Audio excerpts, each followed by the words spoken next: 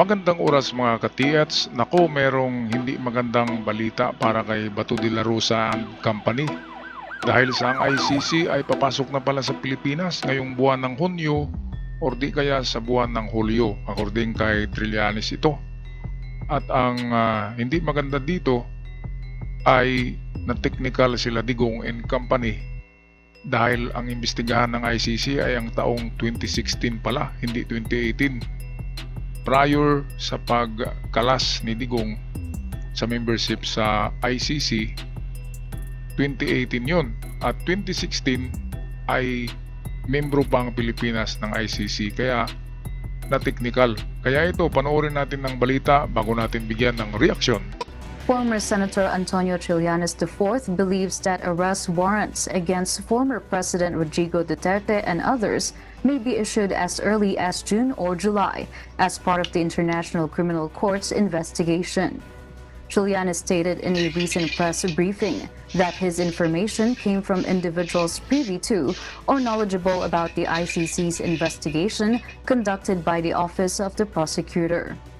According to Trillanes, the warrants will be issued by batch, with former President Duterte being targeted first, followed by Senator Bongo, Senator Ronald de la Rosa, and Vice President Sara Duterte.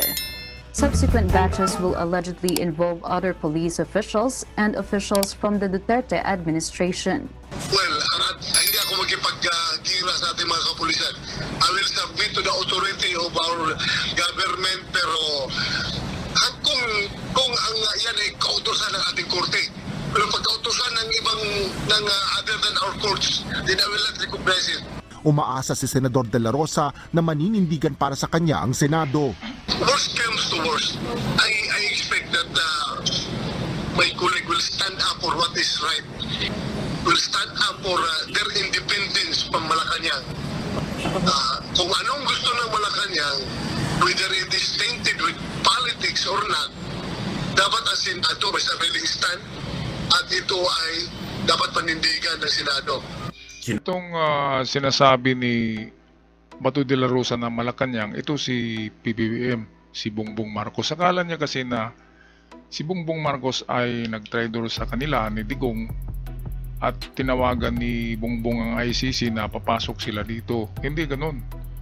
Kasi ang imbestagahan ng ICC ay hindi ang taon na naging presidente na si Digong. Yun yung taon na mayor pa siya sa Davao, which is meron ding extrajudicial killing sa Davao na nangyayari. At ang witness niyan ay si Matubato mismo na naroon na sa kamay ng ICC. Kaya walang kawala, di ba? Kasi meron pang jurisdiction ang ICC noong taong 2016 sa mga kaso dito sa Pilipinas. Ayan, didn't see it coming. Hindi nila nakikita eh. Kaya maluha-luha si Bato ngayon eh. Sabi niya, manindigan daw ang mga senador sa kanya. Bakit manindigan ang mga senador? Eh, majority ang puro admin eh. Minority lang ang kay Digong dyan. 4 lang yata sila na senador na pro Digong. Eh, karamihan, majority, administration eh. Kaya talo. Walang haharang. At isa pa, hindi mahaharangan ng ICC. Kapag ganyan, kapag papasok na. Kasi lalo na kapag may basbas sa Supreme Court natin, ay lalong walang makakapigil. So yan talaga, dapat maghukay na ng bunker, katulad kay Kibuloy, at magtago na at medyo lalim-laliman lang ang paghukay para hindi matagpuan. At gawing maraming chamber, di ba? Paikot-ikot, criss-cross ang mga tunnels, katulad ng tunnel ng Hamas, para hindi mahuhuli. Okay, balik tayo sa video. Sabi na walang authority at hindi kayang pigilan at hindi pipigilan ng Senate President at ng mga senador ang warrant of arrest kung sakali na mayroong lumabas against Senator Bato de la Rosa. Ngayon, ang sinasabi ni De La Rosa, pag hindi pinigilan ng pag-aresto sa kanya ng Interpol o ng ICC, ay kanyang tinuturing na wala daw balls. Grabe ano? Wala daw balls ang Senate President. Aba, hindi ho balls ang pinag-usapan dito. Kapangyarihan.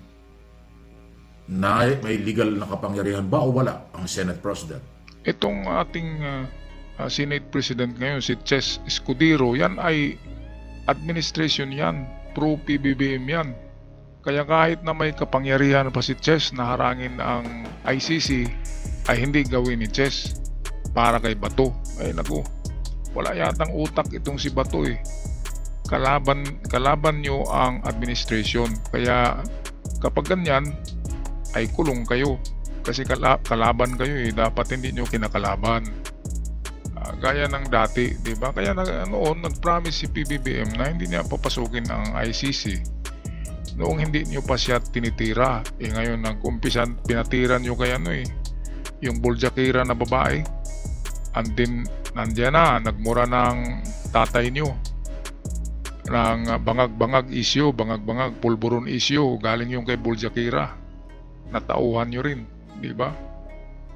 At kung ano-anong issue ngayon, GAA issue na naman.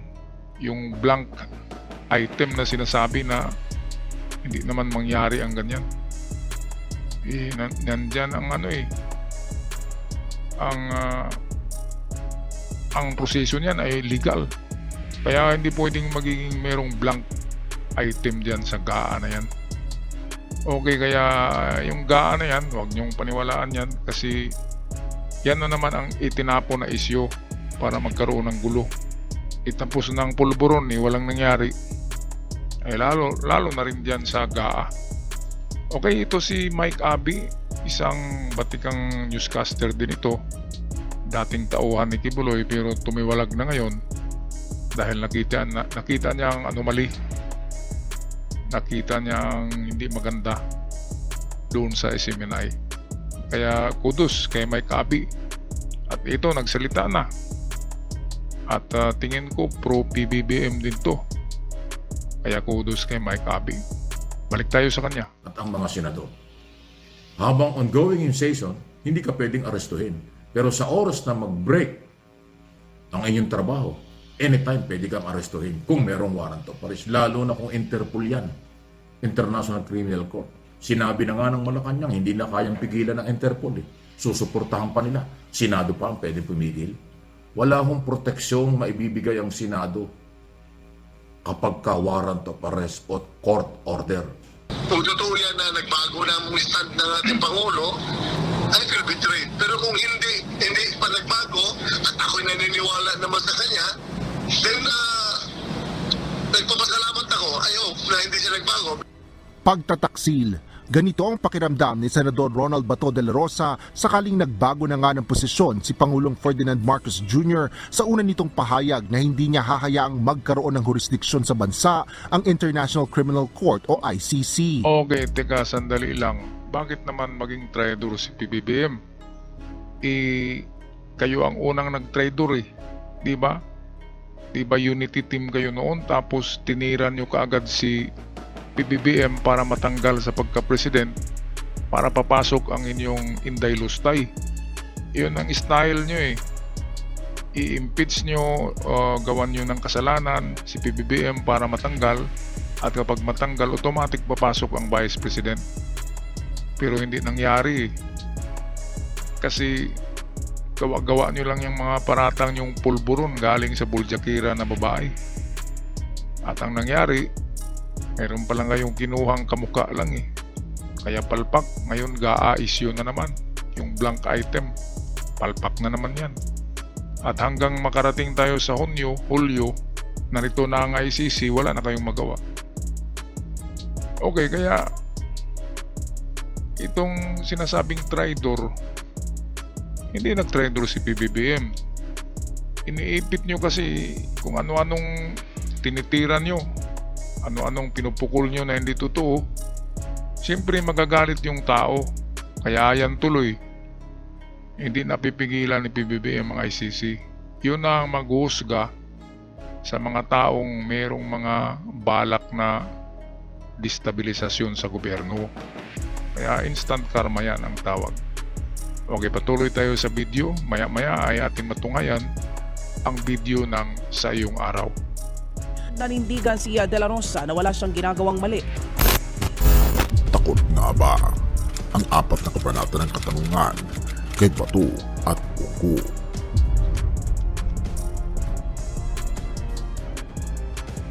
Alam mo ba na may kwentong mas masalimuot kaysa sa teleserye yung pinapanood mo gabi-gabi Ayan. sa larangan ng politika kung saan bawat salita ay may kaakibat na epekto. Naririyan ang mga tanong na tila ba hindi masagot ng diretsyo. Isa sa mga tanong na ito, ang EJK ba ay makatarungan? Sabihin mong hindi, pero paano kung may mas malalim pang dahilan kung bakit tila ba iwas pusoy ang ilan sa mga pangunahing personalidad? At bakit ngayon ay tila natatakot si Senator Bongo at Senator Bato dahil kamakailan lamang ay nag-anunsyo ang Quad Committee na inirerekomendang kasuhan na si Bongo, Bato, FPRRD at iba pang mga kaalyansa ng dating administrasyon dahil sa napakaraming mga isyu.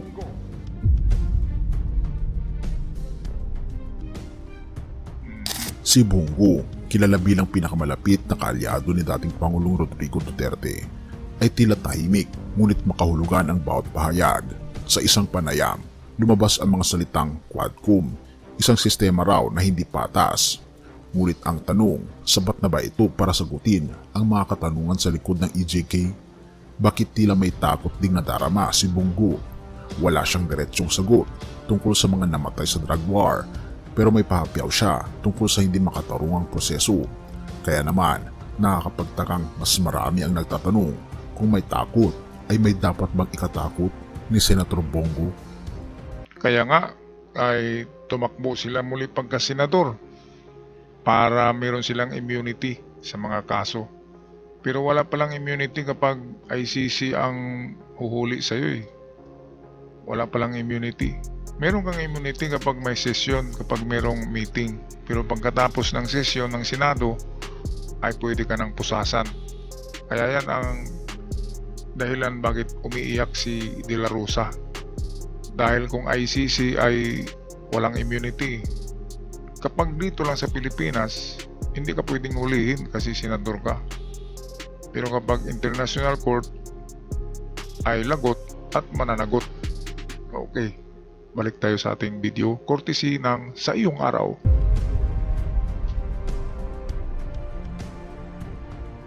Samantala, si Senator Ronald Bato de la Rosa, ang dating hepe ng PNP, ay nagpakita ng mas malinaw na emosyon. Ayon sa kanya, noong nakaraang mga interview pa, takot ako makulong dahil kawawa ang mga apo ko. Isang emosyonal na pahayag mula sa tao minsang pinaghahawakan ng batas. Pero ito ang malaking ironya. Inamin din niya na hindi lahat ng mga nasa kulungan ay may kasalanan. Sabi niya pa dito sa kanyang pahayag, bakit lahat ba ng nakakulong ngayon ay talagang may kasalanan? Hindi naman, anya. Kung ganun, tanong ng marami, paano naman ang mga nasa listahan ng mga nawalan ng buhay dahil sa droga? Libo-libo sa mga ito ang nawalan ng buhay at sumira ng napakaraming pamilya. Paano kung hindi rin sila lahat ay may kasalanan? Kabila ng mga kritika at kontrobersya, ang tanong ay nananatili. Kung talagang walang kasalanan, bakit tila napakaraming kailangang ipaliwanag? Ang tanong na dapat mong pag-isipan, hindi maikakailang ang war on drugs ay nag-iwan ng marka sa bansa.